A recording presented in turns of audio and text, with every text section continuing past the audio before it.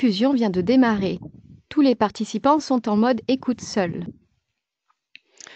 Bonjour à tous et bienvenue à ce webinaire sur le thème de la sécurité intitulé « Gouvernance des identités, maîtriser les droits et accès de vos utilisateurs ». Donc cette session de 30 minutes sera animée par notre expert Adib Changria. Tout au long de la présentation, vous pourrez poser vos questions par écrit dans la fenêtre prévue à cet effet sur la droite de votre écran et nous y répondrons en live à la fin du webinaire. Adib, je te passe la main. Merci Gaëlle. Bonjour à tous, bienvenue à cette session, la session de ce jour consacrée à la gouvernance des identités et des accès, qu'on connaît plus communément sous l'acronyme IGA, Identité, Gouvernance et Administration. Donc, comme l'a dit Gaëlle, c'est une session qui va durer 30 minutes. C'est assez court, mais on va essayer d'aborder différents termes. D'abord, l'approche microfocus. Donc notre objectif est de fournir une sécurité centrée sur l'identité qui va permettre aux entreprises de réduire les risques, d'améliorer l'expérience utilisateur, voire des administrateurs, de proposer de nouveaux services, de stimuler l'innovation et d'augmenter la valeur commerciale pour ces entreprises. La manière dont on procède, c'est que nous pensons vraiment que l'identité est le moteur de tout. Elle doit être centrale car c'est un facteur essentiel pour la prise de décision au sein de l'entreprise. Dans ce cadre, l'analytique jouera un rôle important en tirant parti des données liées à l'identité. Le self-service permet de fournir des services à vos utilisateurs et réduit la charge du personnel informatique tout en améliorant l'efficacité pour tout le monde. La certification des accès est une autre partie importante et est faite de manière à impliquer les acteurs métiers. Il est important d'impliquer les acteurs métiers dans ce processus, car c'est les plus à même à pouvoir savoir qui doit accéder à quoi dans une ressource ou une application vis-à-vis de son profil métier, et donc leur apporter justement dans ce processus de certification une aide décisionnelle en fait. On va retrouver également les notions de provisioning et fulfillment, qu'on appelle la réalisation à l'application. Donc, c'est étroitement lié avec la certification. Une personne, durant une campagne de certification, a décidé que tel utilisateur ne devait plus accéder à telle ressource. Eh bien, il faut faire en sorte qu'on puisse réaliser cette tâche de manière automatisée et en temps quasi réel dans le système cible. Et puis enfin, on va parler de gestion du cycle de vie des identités et de rôles qui en font également partie et qui vont permettre à la fois de gérer le cycle de vie de l'utilisateur de bout en bout, à partir du moment où il arrive dans l'entreprise jusqu'au moment où il part de l'entreprise. Et puis on va parler des rôles dans la mesure où il y a nécessité de rationaliser les modèles d'habilitation quand on parle de gouvernance des accès au sein d'une entreprise. Donc, l'identité est la clé de tout cela et elle alimente tout. Alors, il est important de constater que les identités ont évolué depuis ces dernières années et elles ne sont plus simplement identifiées comme une personne. Oui, bien évidemment, il existe dans les entreprises, l'entreprise doit gérer ses employés. Elle doit gérer également maintenant et depuis quelque temps des partenaires, des prestataires externes. Il y a également aujourd'hui dans le système d'information les applications et les services qui ont nécessité d'accéder à d'autres applications, à d'autres services. Et donc, il faut également gérer ce type d'identité. On va avoir vu l'évolution de la consumérisation, l'utilisateur aujourd'hui a nécessité et souhaite accéder au système d'information à partir de son mobile, à partir de sa tablette, à partir de n'importe quel type de dispositif. Donc là aussi, il faut gérer, ça va être des identités à gérer. On a l'Internet des objets également qui arrive à grands pas. Déjà, certaines entreprises ont commencé à gérer ce type d'objets au sein de leur système d'information. Et puis, bien évidemment, on a des entreprises qui doivent gérer également l'identité de leurs clients dans leur système d'information. Donc, tous ces éléments représentent maintenant des identités.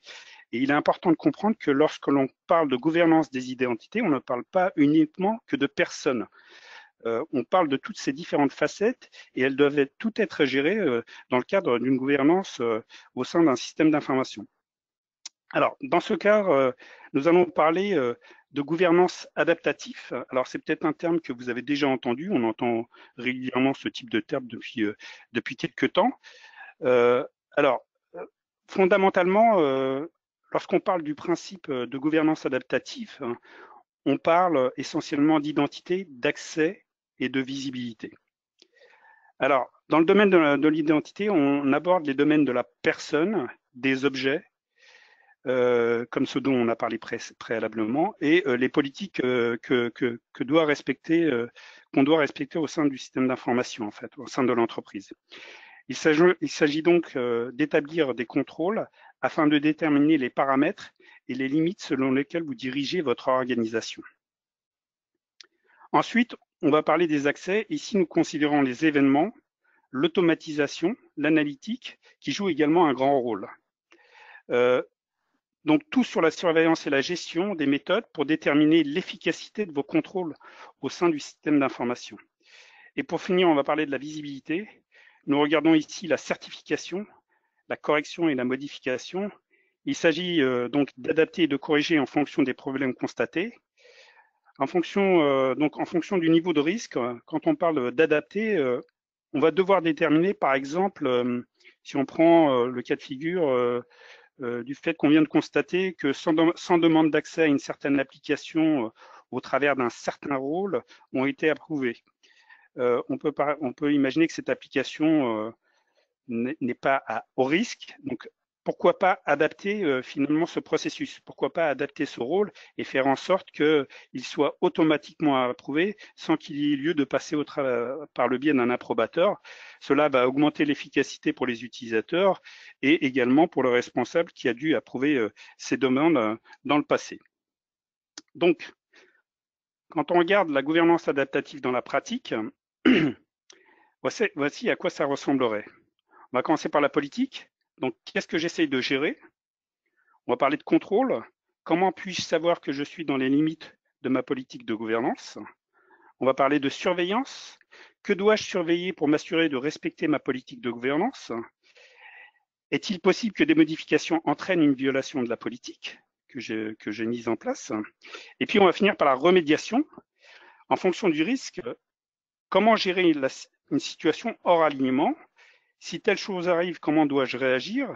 Est-ce que je dois réaligner cet événement sur la politique existante ou est-ce que je dois ajuster ma politique? Voici un petit peu ce qu'on entend par aujourd'hui gouvernance adaptative dans la pratique. Alors, je vous propose maintenant de voir un exemple de gouvernance adaptative. On va parler de gouvernance adaptative au-delà d'un moment précis. Ce qu'on peut voir ici, c'est un calendrier annuel dans lequel est indiqué les périodes de campagne de certification. Dans ce cas, 3 périodes de certification sont présentées et donc, en règle générale, l'entreprise qui n'a pas une solution de gouvernance d'identité et d'accès va envoyer par exemple une feuille Excel aux différents responsables de l'entreprise pour leur demander de valider les accès des utilisateurs dont ils ont la responsabilité. Alors, si on regarde un petit peu ce calendrier, on s'aperçoit que finalement, entre les différentes campagnes de certification, eh bien, il y a des points où on est un petit peu aveugle. Je vais prendre le terme aveugle parce que finalement, on peut imaginer qu'il y a plein de choses qui se passent entre ces périodes de certification. Donc, sans une gouvernance adaptative, je vais prendre un exemple ici.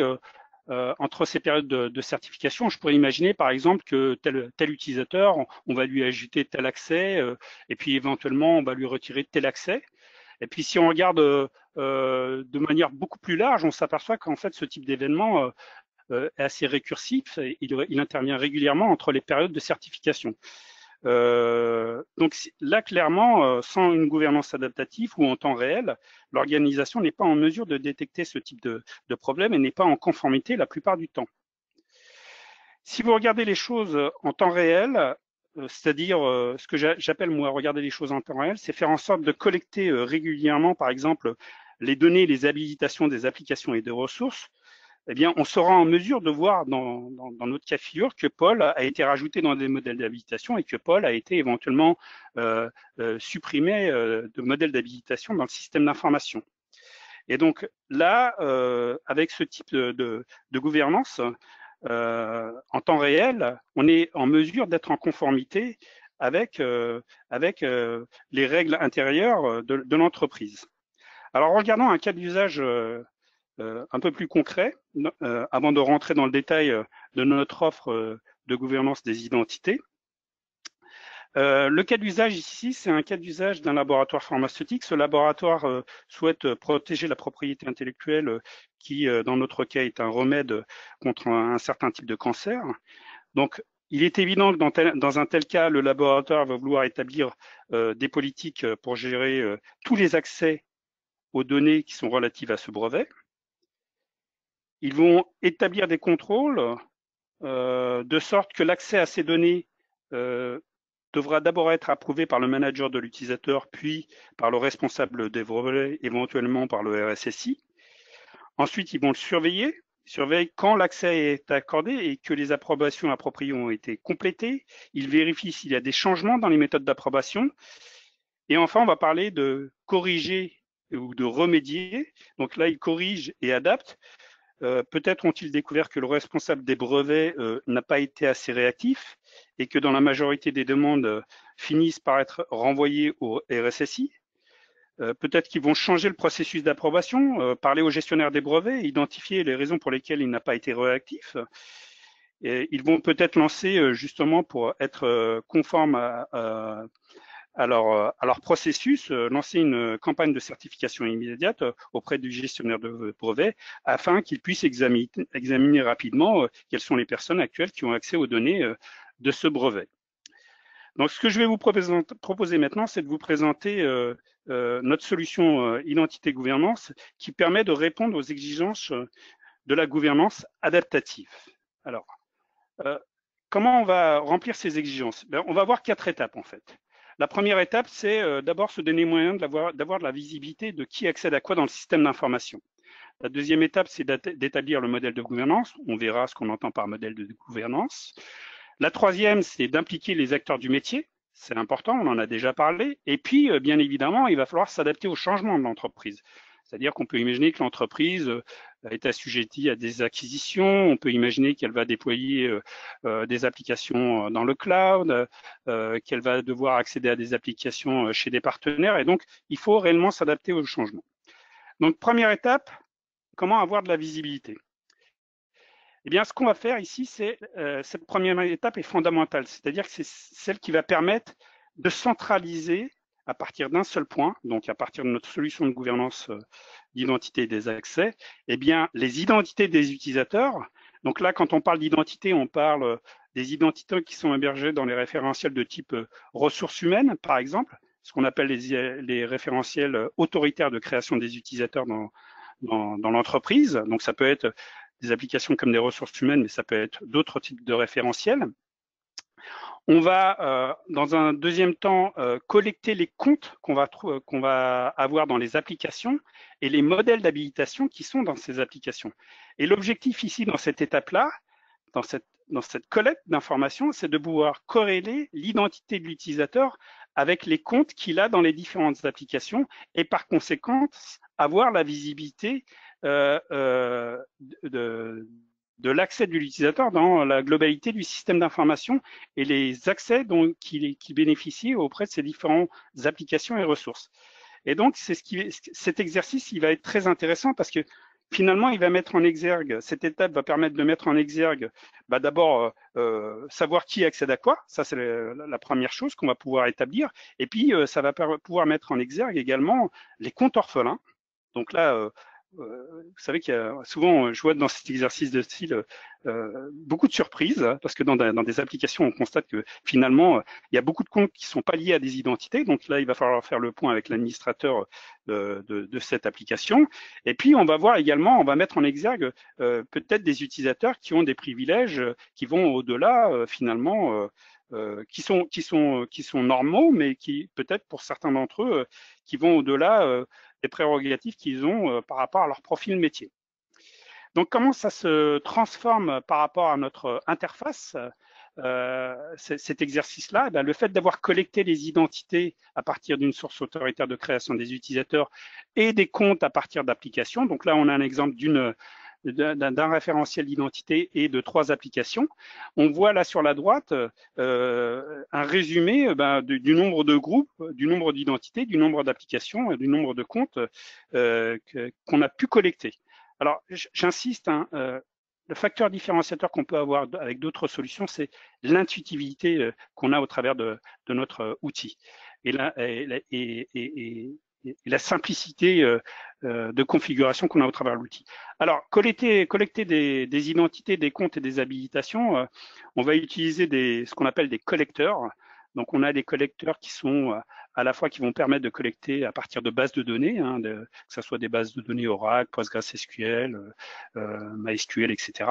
Mais également des annuaires. Mais on va retrouver également des collecteurs qui vont vous permettre de à partir des environnements de type Azure, Google Labs, Salesforce, etc., etc.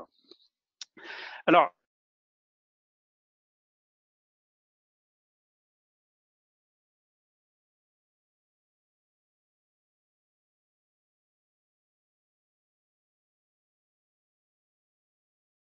j'ai dit préalablement, on va collecter. En fait. Ce qui va être intéressant dans cette première étape, c'est également de pouvoir faire en sorte, avec les administrateurs, d'identifier les modèles d'habilitation qui sont en risque. Donc, dans cette première étape, ce qui va être intéressant, c'est de commencer à avoir une visibilité in fine sur les utilisateurs qui additionnent les différents modèles d'habilitation qui sont à des risques relativement élevés. Et donc, au final, une fois qu'on a fait cet exercice-là, donc collecte d'informations des identités, des comptes, des modèles d'habilitation, niveau des risques des modèles d'habilitation, voici la présentation d'une fiche utilisateur suite à cet exercice. Donc, une vue relativement simple. On a un certain nombre d'informations relatives à cet utilisateur. On constate le niveau de risque généré par cet utilisateur. Et puis, en quelques clics, on va avoir les permissions, les comptes qu'a cet utilisateur et éventuellement les rôles qu'a cet utilisateur. Donc ça, c'est vraiment la première partie qui nous permet d'avoir les fondations de notre gouvernance. La deuxième étape, c'est établir un modèle de gouvernance. Donc le modèle de gouvernance, ici, l'objectif, c'est quoi en fait? C'est de pouvoir d'abord rationaliser les modèles d'habilitation. Donc l'idée là, c'est créer des rôles.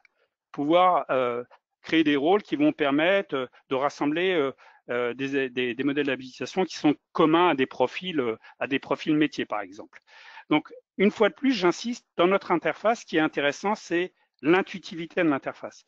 Donc, on va pouvoir créer des rôles qui sont basés sur, par exemple, des attributs d'utilisateurs qui peuvent être basés sur des modèles d'habilitation, que ce soit des groupes ou des rôles.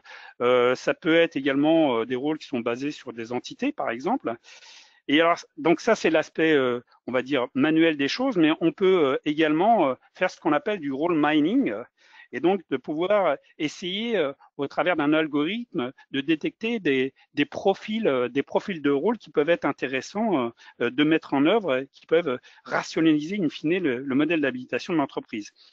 Donc, le role mining, il va permettre de spécifier, par exemple, dans notre cas, des attributs d'identité ou des combinaisons d'attributs qu'on souhaite prendre en compte lors de la création de ces rôles.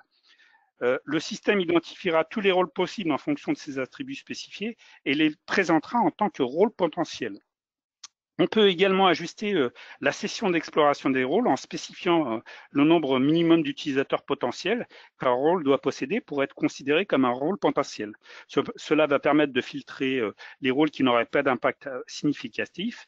Et on peut également affiner l'extraction des droits en spécifiant le pourcentage d'utilisateurs devant détenir un droit afin qu'il soit inclus dans le résultat. Donc, vous voyez que là, on a vraiment un outil qui va nous permettre de faciliter la création des rôles au sein de notre outil. Alors, quand on parle de rôle, on va parler de rôle antinomique, c'est-à-dire on va entrer dans le domaine de ce qu'on appelle la séparation des tâches et essayer d'établir dans mon modèle de gouvernance des modèles d'habilitation qui sont antinomiques. Donc une fois de plus, j'insiste, et c'est ce que je présente ici dans cette slide, c'est la simplicité de mise en œuvre, par exemple, de séparation des tâches. Donc on pourrait décider arbitrairement que jamais au Dieu jamais, une personne qui possède le rôle de finance puisse avoir en même temps un rôle de comptabilité, par exemple.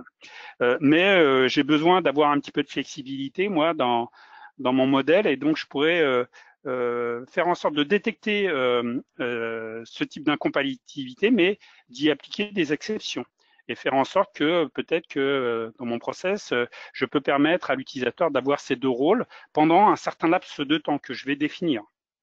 Et donc, c'est à partir de là, ce qu'on va faire, c'est qu'on va déclencher un workflow parce qu'on a besoin de faire des validations vis-à-vis de ce type de processus pour que je sois en conforme avec mes procédures internes. Et donc, je vais lancer des alertes, c'est ce que je présente ici. C'est une fois de plus, l'objectif, c'est de pouvoir notifier les personnes qui sont susceptibles de valider ce type d'incompatibilité pour un temps donné, et donc leur donner des indicateurs qui vont leur permettre justement de prendre la décision si oui ou non la personne a le droit de pouvoir être dans les deux rôles pendant un certain laps de temps. Troisième étape, on parle d'impliquer les métiers. Donc ça, c'est une partie importante quand on parle d'un outil de gouvernance. On en a un petit peu parlé au début de la présentation. Donc impliquer les gens du métier, c'est pouvoir leur permettre d'abord de leur offrir du service au travers de l'outil. Donc par exemple, pouvoir permettre à ces utilisateurs de l'entreprise de faire des demandes d'accès, par exemple. C'est ce qu'on va proposer au travers de notre outil et de l'interface qui est proposée aux utilisateurs. Donc, pouvoir leur proposer de faire des demandes d'accès pour des applications, des ressources ou tout autre. Et puis, en fonction du taux de criticité de ces demandes, on va peut-être générer des workflows et dans l'interface, effectivement, les approbateurs seront en mesure d'être notifiés et de pouvoir approuver ces demandes au travers de notre outil. Alors, quand on parle d'outils de gouvernance, on parle de campagne de certification. Et quand on parle de certification, on parle d'utilisateurs qu'on appelle les gens du métier, qui ne sont pas des gens techniques. Donc, bien évidemment, il faut apporter des éléments contextuels et qui vont permettre à ces utilisateurs de pouvoir prendre leurs décisions de manière sereine. Voilà un exemple de ce que pourra avoir un utilisateur qui est susceptible, on va dire un manager d'une entité qui est susceptible de participer à une campagne de certification. Donc l'objectif, c'est de lui apporter des éléments qui vont lui faciliter sa prise de décision. Dans le cas qui est présenté ici, par exemple, on lui indique, tout à l'heure on parlait d'analytique, et c'est par exemple le type d'information pour lequel on va tirer parti pour pouvoir aider l'utilisateur à prendre des décisions. Eh bien, on lui indique que par exemple 3% des utilisateurs de l'entreprise ont cette autorisation, cette permission, mais que d'un autre côté, 60% des utilisateurs qui ont le profil de cette personne possèdent cette habilitation. Donc, ça pourrait permettre à la personne qui est censée approuver de se dire finalement que cet utilisateur peut accéder à ce type de ressources. On voit également le niveau de risque concernant cet utilisateur. Autre option qu'on peut présenter à l'utilisateur, eh bien, le fait de confirmer que l'utilisateur doit pouvoir toujours accéder à telle application ou telle ressource, ça a un coût au niveau de la licence. C'est intéressant quand même de proposer au responsable de l'entité et de lui indiquer des éléments qui sont des éléments financiers et qui lui indiquent finalement que le fait que l'utilisateur accède à cette ressource, eh bien, il y a un coût de licence qui n'est pas négligeable et qu'il faut prendre en considération. D'autres possibilités, je vais pas trop m'attarder là-dessus, mais l'idée c'est ça, c'est quand on parle d'apporter des éléments aux personnes qui sont dans des processus d'approbation qui ne sont pas des gens techniques, ben leur apporter des éléments qui puissent les aider à valider ou pas l'accès de l'utilisateur à telle ou telle application ou tel modèle d'autorisation. Autre fonctionnalité intéressante qu'on va retrouver dans la solution, eh bien, c'est de pouvoir donner la possibilité à un responsable de service de pouvoir comparer les habilitations des utilisateurs qui sont sous sa responsabilité. Ça, c'est des fonctionnalités qu'on va retrouver également dans l'outil de gouvernance. Et puis, quand on parle de campagne de certification, on pourrait imaginer avoir une personne qui soit un superviseur général du processus de campagne de certification et de lui permettre d'avoir une visibilité de où est-ce qu'on en est au niveau du processus de certification concernant cette campagne-là et donc de pouvoir lui donner une visibilité de les personnes qui ont fini et les personnes qui sont encore en retard. Peut-être ça va lui permettre de relancer ces personnes, ou peut-être si la personne n'a pas le temps d'escalader ces certifications à d'autres personnes. Voilà en une demi-heure un petit peu ce que je pouvais dire sur notre outil de gouvernance. Et puis bien sûr, je vais finir avec la partie s'adapter au changement. On en a déjà un petit peu parlé. Et donc prendre en considération que les processus changent dans l'entreprise et faire en sorte que ces changements soient répercutés relativement rapidement dans la solution de gouvernance d'identité. Alors une fois de plus, on n'a pas parlé de concurrence dans ce webinaire, ce n'était pas l'objectif, mais je pense que le vrai facteur différenciateur de notre solution aujourd'hui, c'est on va faire en sorte que notre solution s'adapte au processus de l'entreprise et non pas faire en sorte que l'entreprise change ses processus pour qu'elle puisse s'adapter à la solution. Donc là, c'est vraiment notre maître mot concernant cette solution. Voilà pour ce webinaire. Gaël. Merci Adib. Alors si vous avez des questions, n'hésitez pas à nous les poser dans la fenêtre prévue sur la droite de votre écran. J'ai eu des notifications comme quoi il y avait des problèmes de son. Je suis vraiment désolée si certains ont été bloqués, mais on vous enverra de toute façon la présentation et le replay du webinaire. Avez-vous d'autres questions sinon?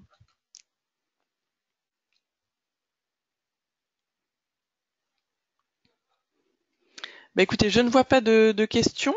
En tout cas, merci à tous d'avoir suivi ce webinaire. N'hésitez pas à nous contacter, bien évidemment, après la session si vous avez des interrogations ou si vous voulez plus d'informations sur le sujet. Nous serons ravis de revenir vers vous. Très bonne journée en tout cas. Merci. Merci pour votre participation.